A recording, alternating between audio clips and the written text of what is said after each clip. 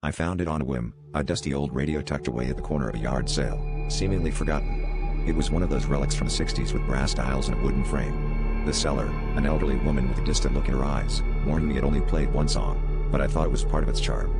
That night, as I turned the dial and the static settled, the radio began to play a haunting melody, one that seemed oddly familiar. The lyrics, however, were what caught my attention. They spoke of a man sitting alone in a dimly lit room, just like me. My heart skipped a beat as the song mentioned the flickering light bulb above my head, a detail that couldn't be a mere coincidence. Days turned into a blur as I found myself unable to escape the pull of the song. Each night it played, narrating the mundane details of my life with eerie accuracy. The song sang of my morning coffee spills, my boss's cryptic emails, and even the neighbor's dog barking at midnight. But soon, the lyrics grew more sinister, hinting at secrets I hadn't shared with anyone. It spoke of my childhood fears and the nightmares that plagued me, things I had long buried. I became obsessed, listening to the song over and over, trying to decipher any hidden messages or warnings.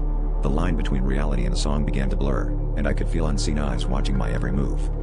The breaking point came when the radio sang about an event that hadn't happened yet, a car accident on the way to work.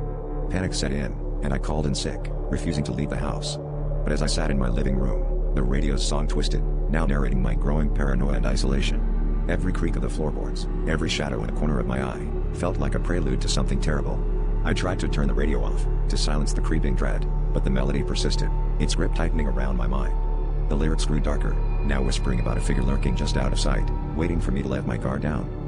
In a desperate bid to escape, I smashed the radio to pieces, hoping to end the nightmare.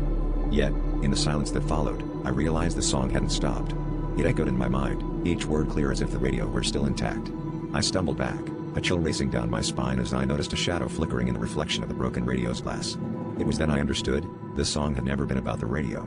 It was about me, and something far more sinister had been listening all along, using the radio as its voice.